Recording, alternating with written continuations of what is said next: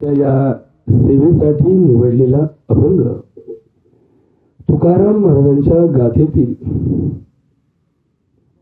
भक्त कुणाला म्हणावं आणि भक्ती कशाला म्हणावं या दोन शब्दाचा वास्तविक अर्थ समजून सांगणारा एक अभंग आहे. आणि मग खरा भक्त कोणता, दांभिक भक्ती कोणती, भक्तीचा डामडौल आणि भक्तीचा परिणाम याचं चिंतन थोडस सध्या आषाढी एकादशीच्या वाऱ्या चालू आहेत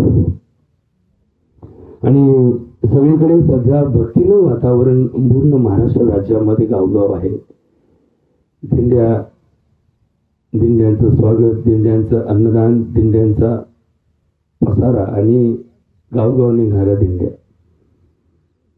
या पार्श्वभूमीवर भक्ती आणि भक्त यांचं चिंतन तुकाराम महाराज एका अभंगामध्ये सांगतात.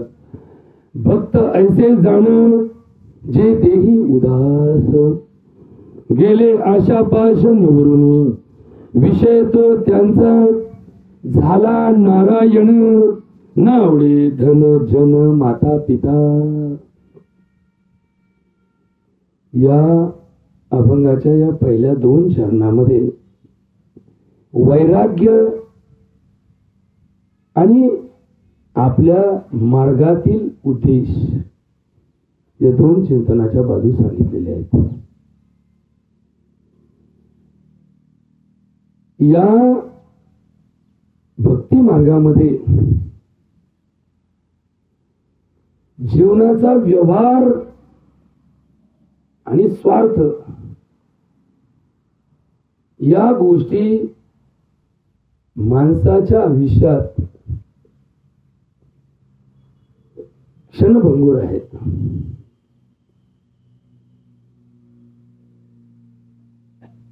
माणूस गेल्यानंतर यातलं काहीच कामाला येत नाही. धन कोणा कामा आले पहा विचारून येईल. तुकाराम महाराज एखादा कोट्याधीश होता, मिळाला, काय जाळलं त्याच्या संग, कोणी म्हटलं हो याच्या संग 1 कोटी टाळून टाका, जाऊन द्या, हेच कमावलं होतं ना, जाऊन त्याच्या संग 1 कोटी जाळा. लोक पार कुठे एखादा थोडा तुकडा राहिला, हे काढून दे काढून दे काढून द्या. मग त्यांनी ते कोटी कमावल्याने काय नेलं संग, काहीच नाही नेलं. एखाद्याची लई इस्टेट होती, लई इस्टेट, मग तो गेल्यानंतर त्या इस्टेटीतलं काय गेलं, काहीच नाही गेलं. एखाद्याला 5 मुलं होते आणि 5 मुलाचा बाप मेला. त्याच्या संग किती मुलं गेले म्हणजे 5 होते, मग आता लय झाले. लोकांना 2 नसतील, 1 नसतील, मग 5 पैकी 1 जण जाता का त्या संग. नको म्हणले की त्याला तिकडे द्या, तुम्ही तुमचं बघा, आमचं चालू झालं. म्हणजे सदनही गेले, धन नाही नेलं. अष्टपुत्र प्राप्तीचा जीवनाचा आनंद स्वीकारणारे बाप गेल्याबरोबर 8 पोरं भांडायला लागले. म्हणजे हे माझा हक्क आहे, माझ्या बापाची इस्टेट आहे. बघा आपण बोलताना किती भारी बोलतो, त्या बापाचं आहे का, म्हणजे बापाचं कोणाचं असतं, हक्क आपला असतो. म्हणून आपण म्हणताना काय म्हणतो, कोणी एखादी गोष्ट देतात का मला, या तुझ्या बापाची आहे का, बापाची असली कोणाची होणार आहे, आपली होणार आहे. बाप गेल्यानंतर कोण मालक आहे, आपणच मालक आहे. बापाने संग काय नेलं, काहीच नेलं नाही. मग बाप आयुष्यभर जर पैसा पैसा करीत बसला तर शेवटी काय करील, पश्चातापाला जाईल. बाप आयुष्यभर संपत्तीच्या मागे लागला, शेवटी काय होईल, निर्वाणी. निर्वाणीचा जो विषय आहे या जन्माचा, तो पश्चातापात जातो. का जातो, कारण हे जे जग आहे, पैसा, सत्ता, संपत्ती, सामर्थ्य, हे सगळं नाशवंत आहे. नाशवंत देह जाणार सकळ, आयुष्य खातो काळ सावधान. म्हणजे जगात सत्य काय, हे दिसणारं जग सत्य आहे का? नाही. तर हे जग आम्हाला काय करायचं? एक दिवस सोडून जायचं. मग हे जग काय होणार आहे आमच्यासाठी?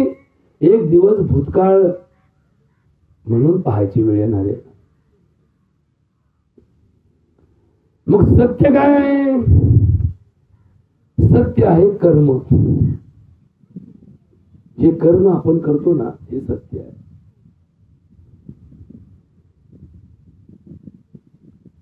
या सत्याची बाजू, 4 दुकानदार आहेत.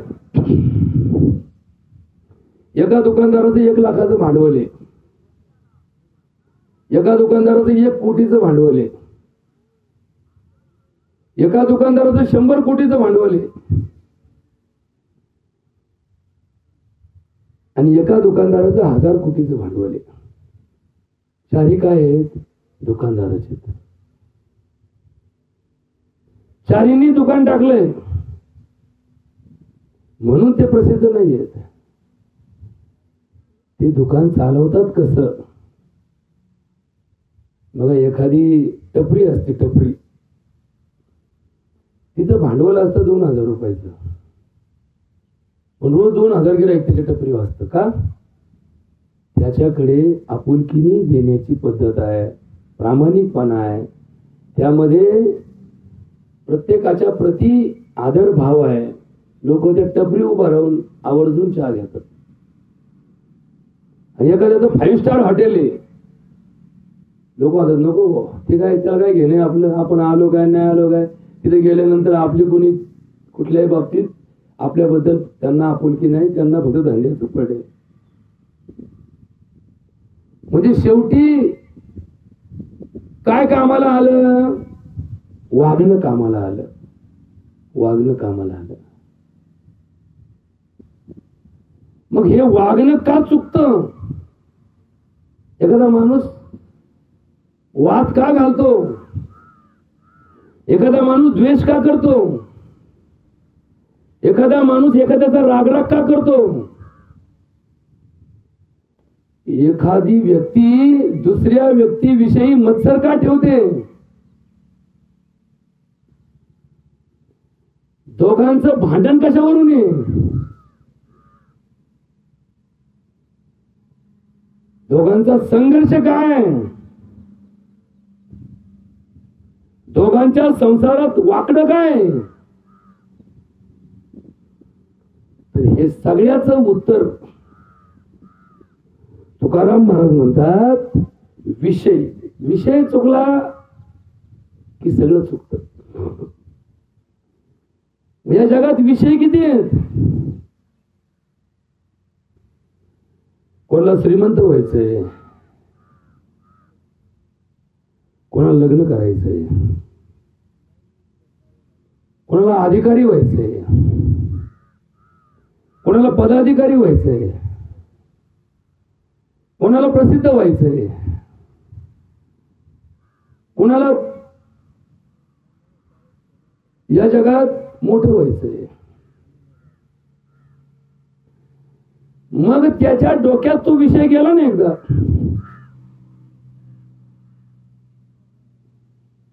की त्याचं वागणं बदलतं. मग त्याचं वागणं काय असतं? विषयाला धरून असतं, विषयाला धरून.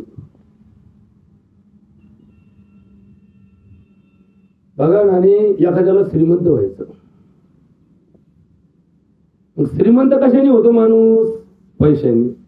मग तो जाईन तिकडे काय पाहिजे? पैसाच पाहिजे, दुसरं काय दिसन का त्याला? लय जेव्हा भावाचे माणसाला तो काय म्हणत, यांच्याकडे आहेत काही नाही, मग इकडे काय जायचं? आपलं काम व्हायला का इकडं नाही? मग जिथं पैसा आहे तिथं त्याचा डोळा आहे. बरोबर का? मग पंढरपूरला जरी गेला, समोर पांडुरंग उभा आहे, डोळा कुठे याचा? पुढे पैसा दिसतो का? बरोबर का? या देहाने भगवंताचं दर्शन घेण्यासाठी पायवारीला गेला, देवाच्या दारात उभा राहिला, आणि डोळा कोणीकडं? लय सोन्याने वाढवलेलं मंदिर आहे. मंदिर पाहायला लोक जातात का? नाही. कशासाठी जाते? पांडुरंगाच्या मूर्तीला दर्शन घ्यायसाठी. मूर्ती कशाची आहे? दगडाची. दगड तुमच्या गावात कमी आहेत का? आमच्या गावात कमी आहेत का? आमच्या गावात दगडाची खाणच आहे. मग सगळीकडे दगड आहेत. मग त्या दगडात काय वैशिष्ट्य आहे? त्या दगडात ध्यान ठेवलेले, ध्यान. सुंदर ते ध्यान. का सुंदर ते सोनं म्हटले का पांडुरंगाच्या मंदिराला सोन्याचा पत्रा लावला म्हणून लोकांची गर्दी झाली असं कधी नाही. गर्दी का झाली? ज्यांना ज्यांना प्रचिती आली त्यांनी त्यांनी प्रसिद्धी केली. आणि चला बरं आमच्या बरोबर, तुम्हाला बघ कसं वाटतं? अरे ज्या बाईला बंगल्यात सुख नाही लागलं त्याला दिंडीत रावटीत सुखाने झोप लागली. नाही तर घरी झोपाच्या गोळ्या खाऊ खाऊ बनली, या गोळी नाही त्याच्यापेक्षा भारी गोळी देता का? याच्यापेक्षा भारी गोळी देता का? डबल गोळी खाऊ का? डबल गोळी खाऊ का? त्याचे पेदार डबल दारू पिते. एका दारू त्यांची चढत नाही, तेवढे 2 प्रकारची पिली तर आमचं काम झालं. आता ते नशाबाज ना आम्ही कोणी? आम्ही नशाबाजच. मग आमची नशा कसं कारण वेगळं, पण शेवटी आम्ही कोणी? नशेतच. नशा कशाची? ज्या गोष्टीशिवाय तुमचं होत नाही, ज्या गोष्टीशिवाय तुमचं चालत नाही त्याला काय म्हणायचं? नशा. त्याला म्हणायचं व्यसन. मग मिसरी लावल्याशिवाय डब्याकडे बघायची इच्छा होत नसेल तर ते काय झालं? व्यसनच झालं. चहा प्यायल्याशिवाय डोकं चालत नसेल तर ते काय झालं? व्यसनच झालं. तंबाखू खाल्ल्याशिवाय बरं वाटत नसेल तर ते काय झालं? व्यसनच झालं. आणि गोळी खाल्ल्याशिवाय झोप येत नसेल ते काय झालं? व्यसनच झालं. पैसा मिळाल्याशिवाय चैन लागत नसेल तर ते काय झालं? व्यसन झालं. कशाचं? पैशाचं. मग असे पैशाचे व्यसनी कमी आहेत का जगात? जिकडे जाईन तिकडे त्यांना काय पाहिजे? पैसा. बस, बाकी काही नाही. मग त्यांची नजर कुठं? त्यांच्या विषयाकडं. काही वासनांध आहेत, वासनेने आंधळे झालेले. जिकडं जाईल तिकडे त्यांना काय दिसते? वासना दिसते. मग त्यांच्या या वागण्यातून ते बरोबर चालतील का चुकतील? 100% चुकतील. आईशी बोलताना व्यवहार पाहून बोलतील. आता व्यवहाराचा आईचा काही संबंध आहे का? आईने जन्म दिला, व्यवहारात जन्म दिला का? परवडलं काय का? एखाद्या आईला पोरग झालं, तिने 10 वर्षांनी असं म्हणलं नाही परवडलं, नाही परवडलं मला, मी 9 महिने पोटात वागलं आणि 9 महिन्यांनी बाळातपणाच्या काळात होतल्या आणि काय तोट्यात गेले, काय नाही जेवढं. अशी कोणती आई परवडायची भाषा केली का? हा बा एखादं खोडपायला वावर घेतलं आणि ती म्हणली नाही परवडलं. पोरं कोणाला परवडली नाही झालं का? मग तिला कधी पश्चाताप होईल? तिच्या डोळ्यात देखत तिला झालेलं पोरग तिच्यावर जेव्हा गुरकन तेव्हा तिला पश्चाताप होईल. अरे घोटाळा झालं, आपण एवढं आदाबलो, एवढं सहन केलं आणि ह्यो माझ्यावर बरोबर. आई बापाला पश्चाताप जन्माचा कधी? ज्यांना जन्म दिला तेच आपल्या दुःखाचं कारण झालं, आई बापाला पश्चाताप होतो. मग या जगात कसा विचार आहे बघा. ज्याला काहीच झालं नाही तो माणूस एखाद्याच्या नोतीला गेला की ज्याला 4 पोरं येत आणि 4 पोरं 4 बाजूला खांदेकरी घाले, तो म्हणतो बघा ना राव, आपल्याला एकही नाही, मडकं धरायला कोण नाही. बघा बघा, म्हणजे ऐकून घ्या, बारीक विषय समजला तर तुम्हाला याचा परिणाम जीवनावर होईल, नाही तर काहीच नाही. मडकं धरायला पुरतं तरी पाहिजे होतं आपल्याला. आणि त्याला त्याचं दुःख किती वेळ झालं? जेव्हा 13व्याला हे चौघं भांडायला लागले, हे अगं दुसरा माझा बाप मेला, हे माझं आहे. तो म्हणतो हा माझं नाव रे. तो म्हणतो नाव तुझं असलं तर वहीत माझं आहे. जेव्हा ते 4 पोरं भांडायला लागले ना तेव्हा हा म्हणलं बरं झालं हो आपल्याला झाले नाही, नाही तर आपले भांडले असते. आलं का त्याच्या वाटेला सुख? म्हणलं आपल्याला कमीत कमी भांडणाचं तरी दुःख नाही, कोणी आपलं भांडलं नाही का? आपल्याला नाहीच तर बरं आहे ना. एखाद्याच्या कानात 2 तोळ्याचे हे झुंबर होते, एकाच्या कानात काहीच नव्हतं. आता दोघी शेजारी झोपल्या, तिच्या कानात काही नव्हतं, तिने हिच्याकडे पाहून तिला म्हणायची आपल्याला काहीच नाही हो, एखादी कुडी असती तर बरं झालं असतं. रातची चोर आला आता त्याला काय टाइम असतो का? तो काय म्हणतो थांबा थोडस, त्याला घाई होती, त्यांनी कान कापून न्याला. कोणाचा न्याला? जिच्या कानात तोळ्याचं झुंबर होतं तिचा न्याला. दुसरीच्या कानात काहीच नव्हतं, तिने त्याला हात लावला नाही. सकाळी उठल्या विला अहो माझं झुंबर गेलं, माझा कान गेला, माझं झुंबर. हे मध्ये बरं झालं माझ्या कानात नव्हतं, नाही तर माझाही कान गेला असता. मग फायदा कोणाच झाला? जिच्या कानात काही नाही तिचा काय झाला? फायदा झाला. जिच्या कानातला टाकलं तिची काय झाली? फजिती झाली. तशी आमच्या आयुष्यात जेवढं जेवढं आमच्या जवळ जादा, तेवढी आमची जादा काय? फजिती होणार आहे. तुकाराम महाराज म्हणतात, सर्व सुखाची या आशा जन्म गेला, क्षणिक मुक्ती यत्न नाही केला. माया वेष्टीला जीव माझा. बरोबर का? आता हे चिंतन थोडं बारीक आहे का? आपण जेवढी हाव ठेवू, जेवढी हाव ठेवू, तेवढं आमचं जीवन हे क्लिष्ट होत जातं, क्लिष्ट. आणि जेवढं आम्ही याच्यातून बाजूला जायचा प्रयत्न करू, तेवढं आमचं जीवन फुलत चालतं, फुलत. आता हे फुलणं जे ना, कळी उमलते. कधी उमलते? जेव्हा तिला उमलायला जागा मिळते. ज्या बापानी पोरांच्या ताब्यात कारभार दिला तो बाप काय झाला? मोकळा झाला. ज्या आज्यानी अजून नातवाच्या विचाराला कधी थारा दिला नाही, तो आजा अजूनही गुंतलेलाच आहे. माझं बरं का, नीट बघा, लक्षात ठेवा. या जीवनात सरकारी नोकरीत रिटायरमेंट आहे, पण संसारात रिटायरमेंट कुणी सांगितली? परमार्थात सांगितली. पण आम्ही परमार्थात कधी रिटायरमेंट घेतली का? 100 वर्षाची म्हातारी सुद्धा म्हणते त्याला हात नको लावू, ते माझ्या ताब्यात आहे. तुझा हात तरी तुझ्या ताब्यात आहे का? ज्या हाताने खून करते थरथर काप, तिकडे नको जाऊ, तिकडे नको जाऊ. तुझा हात थरथर कापवतोय, तुला उभा राहताय ना, तरी जीव कुठं? ती काकडी तिकडे चालली, इकडे सर, इकडे सर, ते माव आहे, मोजलाय म्या. अरे काय कळालं तुला जीवनाचा अर्थ? हे शरीर सुद्धा तुझं नाहीये, त्याच्यावर तुझं नियंत्रण नाही, आणि चालली इकडं आदवायला. भलत्या ठिकाणी आदवत बसलो आम्ही. हे जीवन कुठं आदवायसाठी आहे? विषय तो त्यांचा झाला नारायण, नावडे धन जन माता पिता. आता बऱ्याच ठिकाणी संभ्रम निर्माण केला जातो बरं का. आमचा परमार्थ आहे ना, जसा रंगून सांगतात तसा रंग होतो. आता कुणी काय करतं माहिती का? कुणी काय करतं? बापाचं महत्व एवढं सांगतो.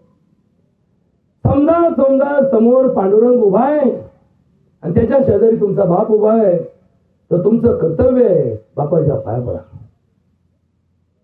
आता जर पांडुरंगाच्याच वाटेने चालला तर बाप काय? बापाचा बाप जरी आला तरी पांडुरंगापाशी कोण आहे? शून्य. पण आमच्याकडे काही गोष्टी या सौभाग्यात परिवर्तित करण्याची सवय लागली. आईची महती गायची बरं का. बघा बरं काही आई किती असते, आईने असं केलं, आईने तसं केलं, आई शिवाय जीवन नाही, आई ही जगातली आमची सर्वात मोठी गुरु आहे. हे सगळं झालं, पण यांनी परमार्थ सिद्ध होईल का? नाही होणार. मी तुम्हाला लिहून देतो, नाही होणार. मी महाराज नाही, पण महाराजापेक्षा कमी नाही, लक्षात ठेवा. परमार्थापुढे आई बाप हा विषय नाही. हा विषय काय? संकुचित आहे. जिने मला जन्म दिला ती कोण आहे? माझी आई आहे. आणि तुम्ही कोण आहेत? माझ्या आहेत ना. म्हणजे एक आई धर्माला मान्य नाही. परस्त्रिया सदा बहिणी माया. कोण म्हणतं? तुकाराम महाराज म्हणतात, परोपकारी नेने परनिंदा, परस्त्रिया सदा बहिणी माया. भूतदया गाई पशूंचे पालन, वत्सालाही जीवन वना माझी. तुका म्हणे हेची आश्रमाचे फळ परमपद बळ वैराग्याचे. आता वैराग्य आणि सौभाग्य याच्यातला घोटाळा थोडा समजून काढा. आम्ही सौभाग्यालाच वैराग्य म्हणतो आणि वैराग्याचा विषयच घेत नाही. गेलं तर नाही पाहिजे आणि मला लोकांनी पारमार्थिक म्हटलं पाहिजे. द्यायचं तर काही नाही, पण नाव मात्र माझं पारमार्थिक. किती दानशूर आहे. काय दिलं काही नाही दिलं तरी दानशूर. अरे दानाचाही जाहिरातीत परिवर्तित विषय आला. एकाने आठवले बाई 1000 रुपये दिले बरं का, पण हाती किती घातल्या माहिती का? मी तुला 1000 रुपये देईन तुमच्या देवळाला, पण 5000चा संगमरवराचा बोर्ड आणायचा, त्याच्यावरती माझं नाव कोरायचं, लिहायचं आमच्या आईच्या संस्मरणार्थ हे 1000 रुपये दिले. कशाला देतो 1000 रुपये? त्याच्या 6000 दे ना. ते 5000चा बोर्डाचा खर्च वाचत 5-6 फरचिटी टाकून नाही म्हणला. मग मला मी फरची टाकली कोणाला कळेल? त्याला कळलं ना. जो वर बसलाय तो काय पाट्या वाचून करतो का? त्याला पाठीची गरज आहे का? नाही ना. पण आम्ही पाठी कोणासाठी लावतो? ज्यांना आपण ओळखत. म्हणजे दानाचाही आम्ही अभ्यास कशासाठी केला? आमच्या मतलबासाठी. ज्या ठिकाणी दानाला प्रसिद्धी आहे तिथं दान करायचं. त्याच्यामुळं एखाद्या देवळात दानपेटी ठेवा आणि एखाद्या माणसाने देवाच्या पायावर पैसे ठेवा. पायावर का? नीट ऐकून घ्या. देवाच्या पायावर ठेवलेले सीसीटीव्ही कॅमेरामध्ये दिसतात, दानपेटीत टाकलेले कशात दिसत नाही. मग आठवड्यानंतर दानपेटी खोलली, दानपेटी ठोकळा पण नाही. म्हणले का नाही आला? म्हणले सीसीटीव्हीत आलाच नाही. तुम्ही ठोकळा टाकला काय आणि लाख रुपये टाकले काय? दिसतील का बोलला? नाही. मी तर काय ठेवले लोकांनी? कॅमेरा दिसतो बघा. ती अशी नोटा झटकीतो तीनदा का कॅमेरा 2दा दिसली पाहिजे ती नोट. मग दानही कळलं नाही आम्हाला. पण आमच्या परमार्थात दिलंय उजव्या हाताने केलेलं दान डाव्या हाताला सुद्धा समजलं नाही पाहिजे. तर त्याला काय म्हणायचं? दान म्हणायचं. आणि धर्म कशाला म्हणायचं? जे आपण केलं ते तोंडातून तीनदा काढायचं नाही, त्याला म्हणतात धर्म. तोंडातून काढलं की त्याचं काय होतं? कर्म. कर्माला काय असतं? वर्म. हे काय झालं? मर्म. आता हे थोडं वारी काय बरं का? आम्हाला हेच कळत नाही. आम्ही म्हणतो मग दर एकादशीला भजन करतो. तर उपकार करतो का आम्ही त्यावर? नाही. भजन कोणासाठी आहे? तुमच्यासाठी. काय? भावे गावे गीत चित्त करोनिया शुद्ध तुझ वावा आहे देव तरी हा सुलभ उपाव. वैराग्य जाग करायचं असेल तर भजन करा आणि सौभाग्य जाग करायचं असेल तर भजनाच्या नादी लागू नका. म्हणजे मी भजन करतो म्हणून मी श्रीमंत आहे असा जर कोणी संदेश लावला तर तो मूर्ख आहे. उलट जे देवाच्या नादाला लागले ते भिकायला लागले. बघा बरं का. आता थोडा विषय चुकून सांगतो तुम्हाला. आपल्याकडे काही वेळेस काही विषय चुकतात.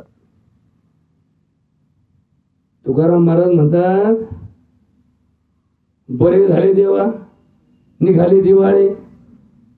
आता का निघाले? ते म्हणले मी जर धंद्यात असतो तर 24 तास नोटा मुठीत बसलो असतो. 5च्या किती, 10च्या किती, 500च्या किती, 1000च्या किती, 2000च्या किती. आज खेळ चालला असता 2000ची नोट बंद झाली तर नोटाचं करायचं काय? लोकांना दाखवतो. लोक म्हणजे भामट्याचा इकडे एवढा पैसा होता का? आणि मग काय करायचं? आणि मोदींनी तर सांगितलंय जानेवारीपर्यंत नाही भरले तर तुमचे वाया जातील. मग आता रातभर झोप नाही का बरं? म्हातारीकडे फक्त 2000ची एकच नोट आहे, पण तिने काय केलं? सोनाला चोरून ठेवली होती. बरं आता सोनाला सांगावं तर सून घोडा लावी, पोराला सांगावं तर पोरग हिसून घेणं रुपये द्यायचं नाही. मग हिला रातभर झोप नाही. मग अशा एखाद्याला काय करायचं 2000चं? मग हिने काय केलं? सावधान केला. असं करा 2000ची नोट घेऊन द्या, मला 1500 आणून द्या. मग तेच जर 500 रुपये त्या सुनाला म्हटली असती तर सुनाने तुला आनंदाने सांभाळली नसते का? पण सुनाच्या नावाने घोडे लावते, आमची सुनाशी आमची सुनताची, तू कशी, ते नका विचारू, ते नका विचारू, फक्त सुना वाईट. बरं एक वाईट असन, दोन वाईट असन, तीन वाईट असन, साऱ्याच वाईट. याचा अर्थ आपणच कुठेतरी वाईट आहे. म्हणून एवढ्या सगळ्या संगत आपल्याला वाईट दिसायला लागल्या. प्रत्येकाला नावं ठेवणाऱ्या माणसाने लक्षात ठेवलं पाहिजे, नावं जगाला ठेवू तर आपलंच काहीतरी चुकत असेल म्हणून सगळं जग आपल्याला वाईट दिसत. मग हे चिंतन, ही दृष्टी, हा विचार कधी डोक्यात येईल, ज्या वेळेस आमच्या डोक्यातले विषय निघून जातील. आमचे विषय कसं, मान माझ्याच वाट्याला आला पाहिजे, मलाच लोकांनी चांगलं म्हटलं पाहिजे, मलाच मोठेपणा मिळाला पाहिजे, माझंच कौतुक केलं पाहिजे. बरोबर का? 100 वर्षाची म्हातारी कौतुक, आता कौतुक कोणाचं करावं, बारक्याला आणले बाप नातवाचं नाही, कौतुक कोणाचं, म्हातारीला वाटतं माझंच कौतुक करावं. आत्या खरंच तुमच्यामुळे बरं का कवर. आता मस्तान गावऱ्या गेल्या तरी आता कौतुकाचीच आशा, आणि मग तिचं का लोक तिचं म्हातारी तशी जे तोंडापुरतं बोला आवले गांडीची. मग आता काय झालं तुझं, काय झालं तुझं? शेवटी कुठंतरी थांबलं पाहिजे ना. नातू झालेल्या म्हातारीने कौतुक कोणाचं करावं, नातवाचं करावं. आणि तिला जर कोणी कौतुक केलं, माझं काय आता गेला, आमचं काळ गेला, आमचा काळ गेला, जमाना गेला, आता सगळं सुनाचं राज्य आलं. मग सुनाच्या राज्यात सुन्याच्या कायद्याने जगा ना. सोनाच्याही राज्यात आमचाच कायदा लागू करायला एवढं सोपं नाही. म्हणून सांगितलं काय तुम्हाला, सरकारी नोकरीत निवृत्ती शिकलो पण संसारात निवृत्ती शिकलो नाही. इथंच तर घोटाळा झाला ना आमचा. त्यांना पेन्शन लागू झाली कारण सरकारी नोकरीत कायदा झाला. इथं आम्हाला खायचे वांदे झाले कारण इकडं कायद्याचा संबंध आला नाही. इथं कायदा काय, ज्यांच्या आयुष्यात जावई सुना आले, आता दोन्ही गोष्टी आहेत ना, जावई येतो आणि सुना येतात. लेखी द्यावा लागतात, जावई आपल्याला मिळतो. यांना जर आपण आपल्या आयुष्यात मानाने, सन्मानाने, प्रेमाने वागवलं तर तुम्हाला वाटतं का एवढं नालायक जग आहे? नाही, जग नालायक नाही. आपला नालायकपणा आपल्या अंगावर येतो, हे लक्षात ठेवा. जगाला नावं ठेवून आपलं परिवर्तन कधीच होणार नाही. जगात कुणाचं काय चुकलं याचा अभ्यास करणारा माणूस कधीच सुधरत नाही. ज्याला सुधरायचं असेल त्यांनी आपलं काय चुकलं याचाच अभ्यास करीत बसावा. काय नाही, मला काय घेणं नाही त्याचं काय चुकलं, माझं काय चुकलं का याचा शोध लावा. तुमच्यासारखा सुखी जगात कुणी नाही. सगळ्या जगाला तुझं काय चुकलं, तुझं काय चुकलं, तुझं काय चुकलं हे सांगत बसायला तुला काय देवानी नेमलंय का या कामाला? नाही. ते बघेल ना, तो त्याच्याकडे काम आहे, त्याच्याकडे जबाबदारी आहे, त्याचा तो निपटीन. तुला कशाला निपटायचं? आपण काय करतो, दुसऱ्याच उद्योगात व्यस्त आहोत. नेहमी आयुष्यामध्ये परमार्थ ही स्वतःला सुधारण्याची संधी आहे म्हणून करा. उदाहरण देतो जनाबाई. आता नवीन पोरांना फारसं दर्शन माहित नाही. आमचे जुने लोक जे होते ना, विठोबा आडोळे, गेनबा आडोळे, तुकाराम आडोळे, हे जे जुने मंडळी, हे देवा मारुतीच्या देवळात जायचे. आता मी लहान, आपलं चाललो हापशेड्डीत कुठेतरी, नजर मात्र फार आमची लहानपणापासून तिखट. हे काय करायचे, देवाच्या पायरीच्या खाली उभे असले तर समोर मारुती दिसला की आपले हात घ्यायचे, आपल्या तोंडात मारायचे. बघा दर्शन कसं घेतात, असं असे 2 तोंडात मारले, मग पायरीवर पाय ठेवायचा. कारण देवाच्या पायरीवर पाय ठेवायची आपली लायकी नाही असं त्यांना वाटायचं बरं का. आता आम्हाला तर असं वाटतं आपल्यासाठीच पायरी केली, बघा बरं का. मग त्या पायरीवर पाय ठेवला की आज जायचे, देवळात घंटा वाजवायचे. घंटा वाजली की डोळे बंद करायचे. जोपर्यंत त्या घंटेचा नाद चालू आहे तोपर्यंत डोळा बंद ठेवायचे. घंटेचा नाद बंद झाला की दोन्ही हाताने कान धरायचे आणि 2 उठाबशा मारायचे. बरोबर का. दर्शन कसं घ्यावं. उठाबशा मारायचं कारण काय, अहो आम्ही पात्र शिक्षेला आहे, आम्ही पात्र सत्काराला नाही. मग सत्कार सन्मान कुणाचा व्हावा? देवाचा व्हावा. आम्ही कोण आहोत? भक्त आहोत. त्याच्या सन्मानातच आमचा सन्मान दडलेला आहे. 2-4 उठाबशा मारायचे आणि मग देवाच्या पुढे जायचे आणि साष्टांग दंडवत घालायचे. जागा असायची, दंडवत घालायचे. मग देवाला प्रदक्षिणा घालायचे. मग कुणी 11 घालतं, कुणी 21 घालतं, कुणी अर्धी, काय असेल त्याच्या त्याच्या बुद्धीने घालायचे. आणि मग त्या देवाच्या दारात क्षणभर उभे राहायचे. देवा पांडुरंगा, देवा मारुतराया, कल्याण कर बाबा, कोणाला दुःखात ठेवू नको, कोणाला अडचणी आणू नको. कारण काय? कोणाला अडचण आली तर तू काय करणार? त्याची अडचण दूर करण्यासाठी आपली अडचण तयार करणार. बघा बरं का, अडचण जगाला का नसावी? कारण कोणाची अडचण कोणाच्या बोकांडी चढून सांगता येत नाही. एक जण शेजारी होता, तो कायम पलीकडे सरकायचा. शेजारी मला तू का सरकतो? तो म्हणतो मला इकडून कमी पडतं. आता इकडं कमी पडतं, इकडं कुठं? म्हणजे शेवटी देवाला प्रार्थना केली, भाऊ त्याचं तिकडचं काढून दे, म्हणजे माझ्या बोकांडी चढायचं. म्हणजे माझे बघा, प्रत्येकाचं दुःख कुठं अडकलं? माझं माझं म्हणून दुःख अडकलं. माझे माझे म्हणून प्रश्न सुटत नाही. तुकाराम महाराज म्हणतात, देह काळाचे धन कुबेराचे तेथे मनुष्याचे काय आहे? करता करविता नेता नेवविता इथे त्याचीच सत्ता काय आहे? मग आता थोडं वैराग्य समजून घेण्याची गरज आहे. तर वैराग्य कसं समजून घ्यायचं याच्यावर चिंतन थोडं सांगतो. माणूस किती श्रीमंत असला तरी मरणारच आहे, किती मोठ्या पदावर असला तरी मरणारच आहे, किती प्रसिद्ध असला तरी मरणारच आहे, किती पैलवान असला तरी मरणारच आहे, किती शिकलेला असला तरी मरणारच आहे, किती परमार्थिक असला तरी मरणारच आहे, किती मतलबी असला तरी मरणारच आहे.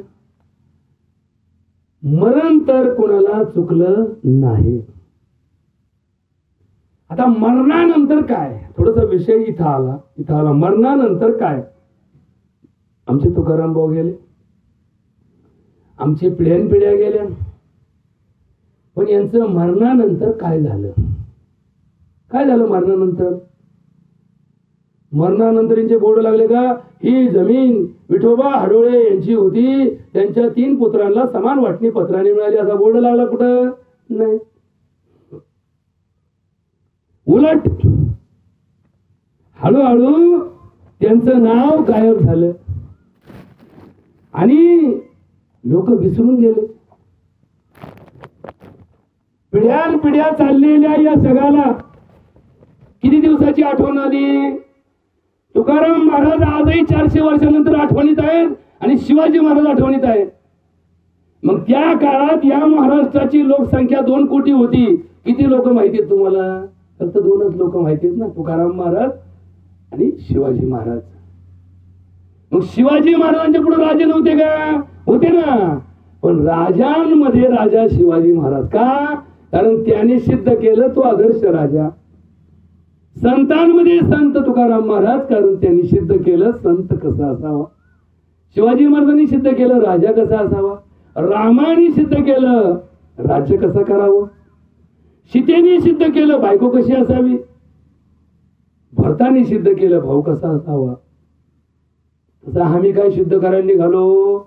आम्ही सिद्ध करायला निघालो ही प्रॉपर्टी मला कशी मिळेल, हा पैसा माझ्या खिशात कसा येईल, हे पद मला कसं मिळेल, ही प्रसिद्धी मला का नाही मिळाली. हे आमचं डोकं. हे डोकं आदर्शवत आहे का? नाही. मग आदर्शवत काय आहे? जे तुमच्याकडे आहे त्याचा विनियोग तुम्ही कसा करता याच्यावर तुमचा परिणाम अवलंबून आहे. साधी साधी उदाहरणं जगामध्ये असतात, पण आशय मात्र मोठा असतो. परमार्थ करायला पैसा लागत नाही, परमार्थ करायला फार भांडवल लागत नाही. परमार्थ करायला भावना लागते. भावना. तुमच्या ताटात एक भाकरी असेल आणि तुमच्या शेजारचं ताट मोकळं असेल तर परमार्थ करायला संधी समजायची, अर्धी भाकरी तोडायची चालू करत नाही. येईन ना मला, अहो तुमच्या आल्या मला वाढा, काय फरक पडणार. नाहीतरी एका टायमाला एक भाकरी खाणार का तू? नाही, तुकडे तुकडेच करणार आहे ना. मग तुझे 4 तुकडे खाऊस तर याच्या ताटातले 4 तुकडे आणि खाल्ले तर त्याला भेटले होते तो देणारच का? आपल्याला आज सपस आपलं स्वप्न पडतं आणि मी याला अर्धी दिली आणि याला आल्यावर मला दिलीच नाही तर काय व्हायचं? याचा अर्थ आमचा काय नाही, आमच्यावर विश्वास नाही. बापाचाही पोरावर विश्वास नाही. मेल्यावर जर उद्या काही घोटाळा झाला तर मग बाप जीवन देतो, डॉक्टर साहेब एक सर्टिफिकेट द्या बरं, मला बापाचं मृत्यूपत्र करून घ्यायचं. का? बहिणीचा काय भरोसा, उद्या बहिणीने मागितलं तर? अरे मागितलं काय झालं? लोकांनी कन्यादान केलं, आता कायद्याने हे सगळं दान करायची वेळ आली, करू दे ना, काय फरक पडतो? गेल्याने काही फरक पडत नाही. उलट ज्या मनात असे विचार आले त्यांच्या बहिणीची इच्छा नसताना यांनी इंगा दाखवायसाठी काम केलं. बरोबर का? कधी कधी घोटाळा काय होतो, त्यांची बिचाऱ्यांची आईबायाची इच्छा नसते, पण हे तीनदा शंका घेतं, तीनदा शंका घेतं. मग त्या आईबाई होत्यातून मध्ये परत दाखवतो, जरा थांब जरा, आमच्यावर शंका घेतो का? म्हणजे यांनी खाजून अवघण आणलं की नाही? त्यांना इच्छाच नव्हती. त्यांच्या बापावर, त्यांच्या आईवर त्यांचा इतका जीव होता की त्यांनी स्वप्नही पाहिलं नाही का ही इस्टेट मला भेटेल. पण यांनी तीनदा भाई बघ बर का, नाही तू म्हणशील काय द्याय, तू म्हणशील काय द्याय. याला यांनी अजून आठवण करून याच्या डोक्यात घातलं की याचं डोकं फक्त इकडे चाललंय. मग त्यांनी अजून झटका दिला आणि शेवटी याला काय झाला? पश्चाताप झाला. लक्षात ठेवा, कोणाची बहीण आपल्या भावाची शत्रू नसते. कोणताही भाऊ शत्रू म्हणून जन्माला येत नाही. कोणताही भाऊ शत्रू म्हणून जन्माला घात नाही. कोणती आई धाकटा जन्म झाल्यानंतर म्हणत नाही मोठ्याला शत्रू काढून ठेवला का नाही मी, असं कोणती आई म्हटली कधी नाही. वाघ आहे माझा, ह्यो पहिला ह्यो दुसरा, हे दोघही एकमेकाला तुल्यबळ. पण एकमेकाशी भांडण्यापेक्षा दोघांनी जर जू ठेवलं बोकडी आणि दोन्ही बाजूला 2 उभे राहिले तर काय होईल? हा गाडा जोरात चालन का नाही? पण दोघं एकमेकाची तंडत बसले. जसे आपण बैल आणतो आणि बैल ते गाडी ओढायच्या ऐवजी शेवळाच मुडीत बसते. असे बैल कधी गाड्या ओढतील का? नाही. मग आमचे सुद्धा बैलच येत नाही. जे आमच्या पोटी जन्माला आले ते काय आहेत? बैलच आहेत. मग ते काय करत बसले? गाडा ओढायच्या ऐवजी शेवळाच मुडीत बसले आणि म्हणले आमचा गाडा अजून जागेवरचे. ध्यान नाही, काही नाही ना. बस सत्यम भाऊ नावातच सत्य मी त्याच्यामुळे काय त्या आला की सत्य समोर येतं, सत शिकत. विषय काय आला? नावडे जनधन माता पिता याच्यासाठी नाही. म्हणजे सगळं कशासाठी आहे? हे सगळं सेवेसाठी आहे. हा देह सेवेसाठी आहे, ही संपत्ती सेवेसाठी आहे, हा वेळ सेवेसाठी आहे. जो वेळ मला मिळाला ना तो वेळ कशासाठी वापरू? सेवेसाठी वापरू. आता सेवा हा शब्द, सेवा ही परमो धर्म. पण आमच्याकडे घोटाळा काय झाला? शब्द सेवा, लक्ष्य मेवा.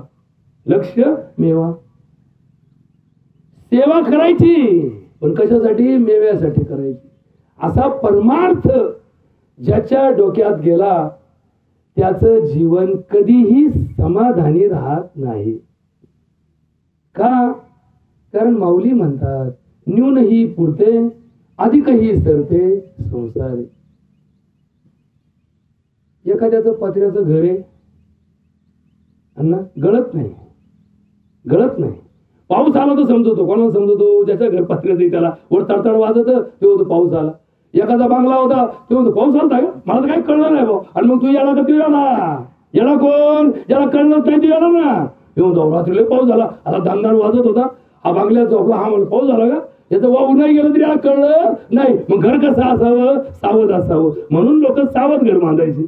आता असे बंगले बांधते याच्यापर्यंत जायला 10 खोल्यात जावं लागतं आतून. जसं ते आमचा कृष्ण त्याचा जन्म आणि मग त्या कंसाने ठेवला पुढं 7 दरवाजे ओलांडून आत गेला तेव्हा कंस सापडाय, कंसाला ते पोरग सापडायचं.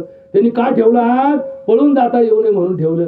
7 दारात 7 पहारेकरी ठेवले. उद्या हिला पोरग झालं आणि पळून जायचं ठरवली तर हिला काय करावं लागेल? 7 पहारेकऱ्यांची लढाई करावं लागेल. तोपर्यंत तुम्ही आलोच. मग तो कंसाचा विचार होता. आपण घर कसं घ्यावं की येणाऱ्या माणसाला स्वयंपाकघर पहिलं दिसावं.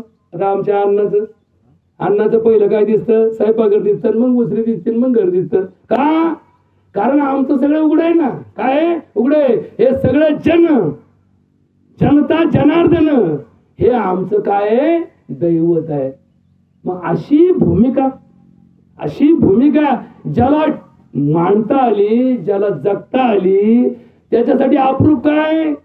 समाज अप्रूप आहे. बाकी अप्रूप काही नाही. माझ्या खिशात काय आहे याच्यापेक्षा माझ्या संघ 4 आहेत बस, हेच मला अप्रूप आहे. मग या 4चं महत्व ज्यादा का 400 रुपयाचं महत्व ज्यादा? 4चं महत्व ज्यादा. हे ज्याला कळलं त्याला जग जिंकता आलं. हे जिंकणं हा शब्द इथं का घालत नाही मी? कारण परत त्याच्यावर वाद चालू व्हायचा. कुठेतरी एखादी क्लिप निघायची. क्लिप नको. सत्य काय आहे?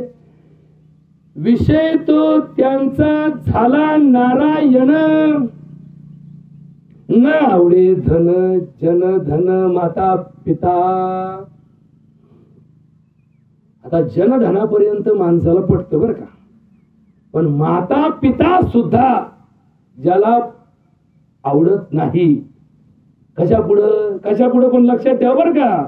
माता पिता कशा पुढे आवडत नाही? भगवंता पुढं. भगवंत श्रेष्ठ आहे, बाकी सगळं जग हे नाशवंत आहे. हे ज्याच्या डोक्यात आलं त्याचा परमार्थ फळाला गेला, त्याचा विषय सुटला. बाकीच्यांचा विषय माया पाशात अडकला. बघा आता थोडं चिंतन, कारण आपण इथं जेव्हा 10व्याला येतो तेव्हा ज्यांचा 10वा आहे तो काय परत येणार नसतो. ज्यांच्या घरी 10वा आहे त्यांचं दुःख तुम्ही म्हटले काय नाही म्हटले काय कायम टिकणार नसतं. मग आम्ही या 10व्यातून काय बोध घ्यायचा असतो? बोध असा घ्यायचा असतो की माणसाला 100% जायचंच आहे, हे मला सुद्धा नियम लागू आहे. म्हणजे एखाद्या जवानाच्या 10व्याला गेलो तर जवानाने विचार करायचा उद्या हा दिवस माझा असू शकतो. म्हाताऱ्याच्या 10व्याला गेलो तर जवानाने विचार करायचा म्हातारपणापर्यंत कदाचित मलाही जगावं लागू शकतं.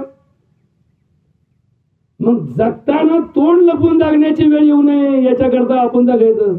तोंड कोण लपितो? 5 रुपयाची ढोशेतून साऱ्या गावाला घोडाला येतो. तवर राजा असतो. पहाटे उठायला गेला तो म्हणतो चायला 4 लोकांना घोडे लावले रात्री, मग गोधडीतून निघतच नाही. बायको उठा 8 वाजले.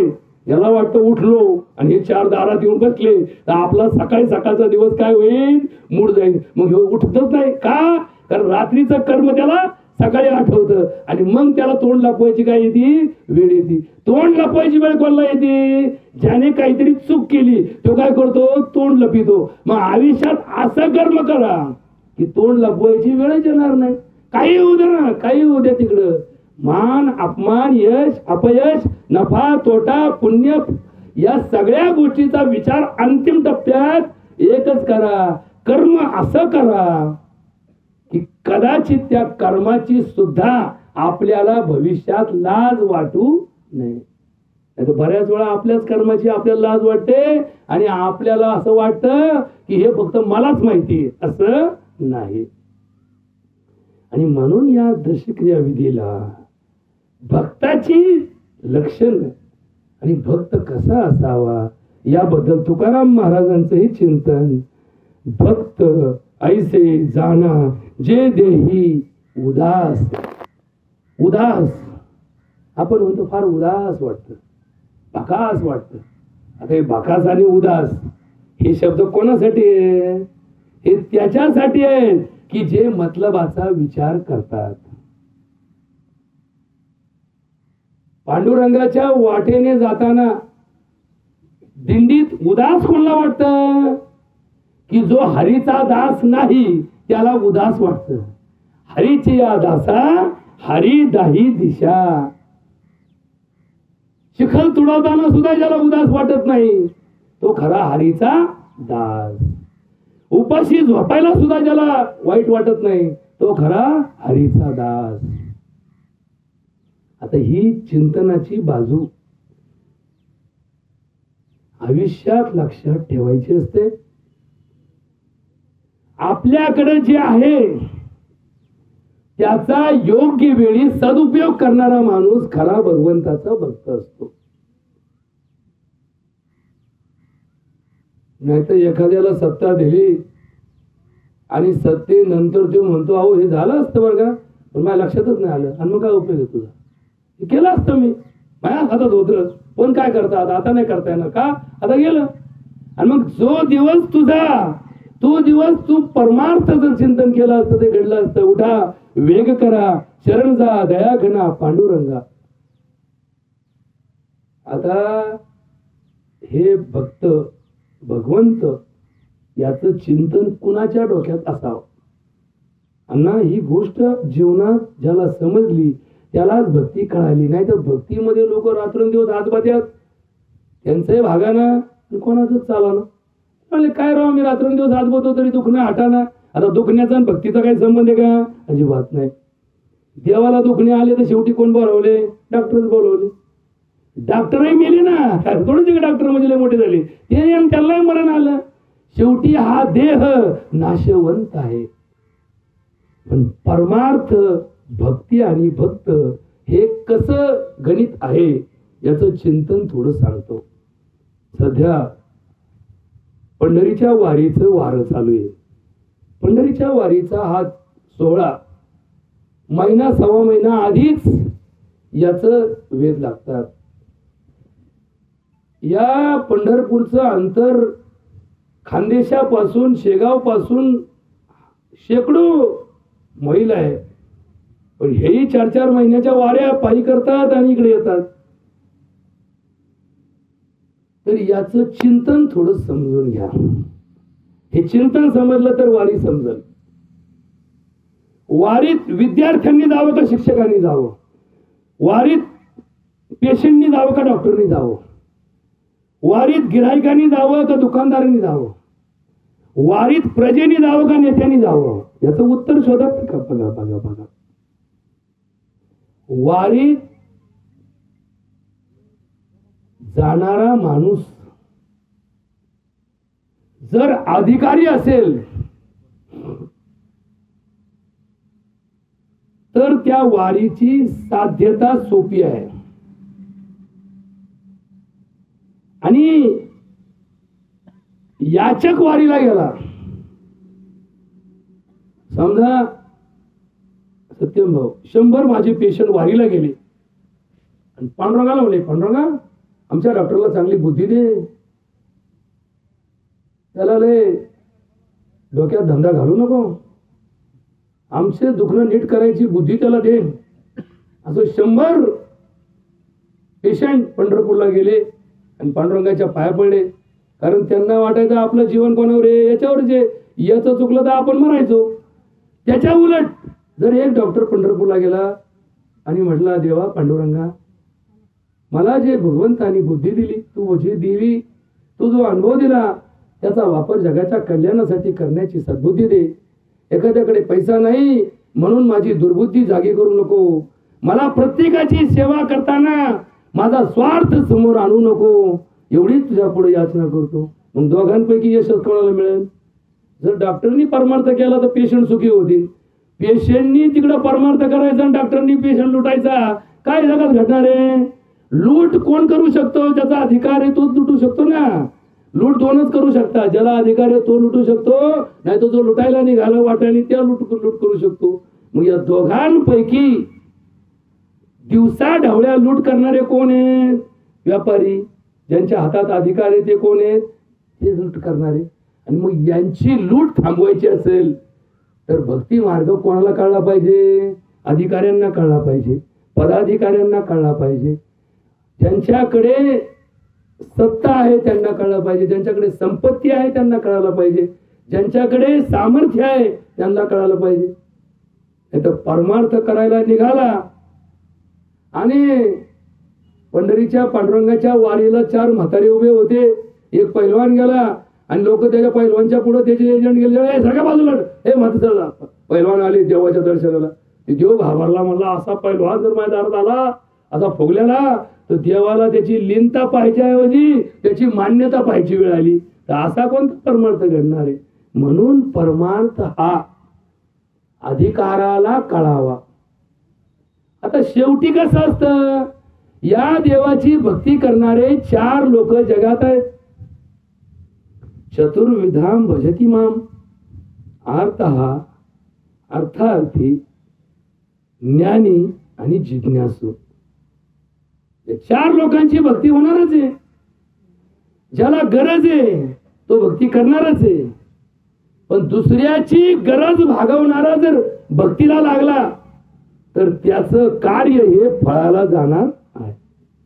आणि म्हणून आज आमच्या हडोळे परिवारातील एक ज्येष्ठ पितामह, जसं भीष्माचार्यांचं पुढं वंश नव्हता पण सगळ्यांचे वंश भीष्माचार्याला मिळाले, तसे आमचे हे हडोळे परिवारातील भीष्माचार्य, आपल्या पुतण्या पुतणी, आपले नातवंड परतांड जे आपल्या गणगोताच्या नात्यातून आपल्याला प्राप्त झाले, ते माझेच चानी म्हणून आयुष्यभर या संसारात अंतर ठेवलं नाही.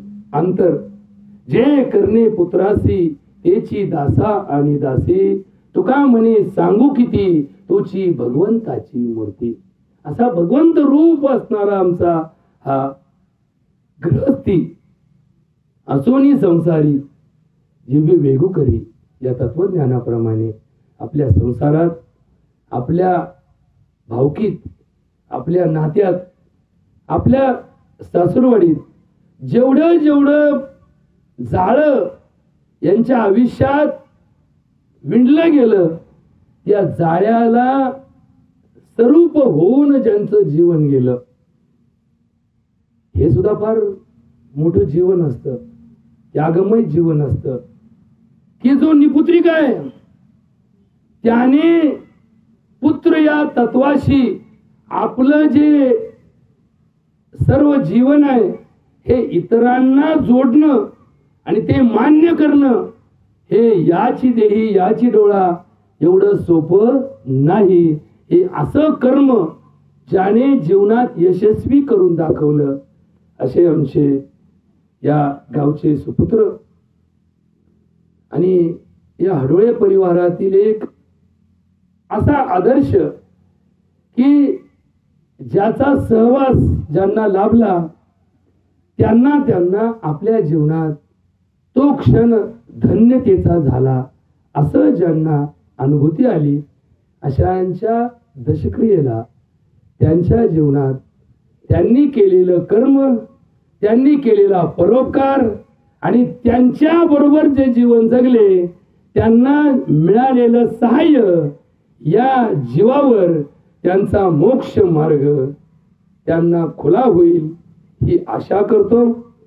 या सेवेमध्ये जे चिंतन मांडलं ते भक्ताचं खरं लक्षण, भक्ताची खरी परिसीमा आणि भक्ताचा खरा उद्देश हा भगवत भक्तीमध्ये भगवान परमात्म्याची प्राप्ती असेल तर हे सगळे आपल्याला जोडलेले आभूषण विभूषण, हे सगळे जे लटांबळ आहे, हे लटांबळ आपली भक्ती मार्गाची बाधा ठरू शकते, हे आम्हाला वास्तवात समजायला पाहिजे.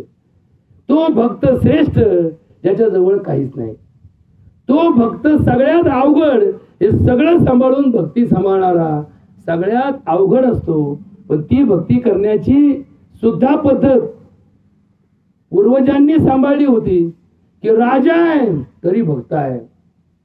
तोच राजा जगप्रसिद्ध झाला ज्याने भक्ती स्वीकारली.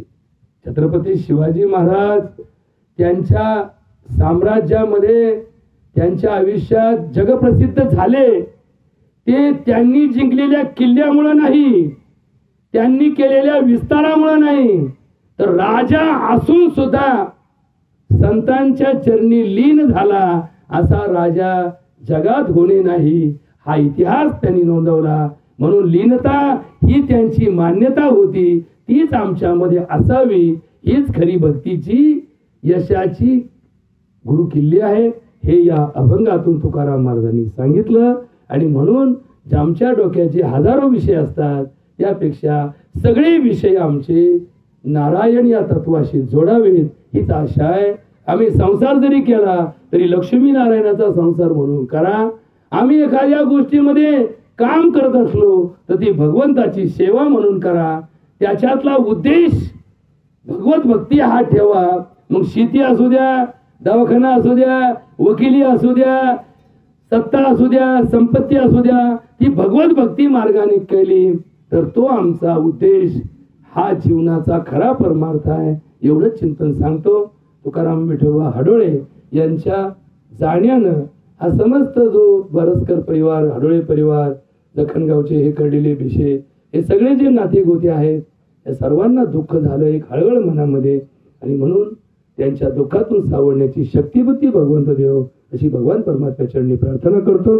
त्यांच्या आत्म्याला सद्गती लाभो ही ईश्वर चरणी प्रार्थना करतो आणि सेवा संपवतो. त्या सेवेमध्ये जे चांगले विचार मुखातून गेले असतील ते आपल्या कल्याणासाठी वापरा. जे चुकून चुकलं असेल ते आमच्यासारख्या कमी बुद्धीच्या माणसाचा दोष आहे असं समजून मोठ्या अंतःकरणाने माफ करा, एवढीच आशा ठेवतो आणि थांबतो. बोला पुंडलिक वरदे हरी विठ्ठल.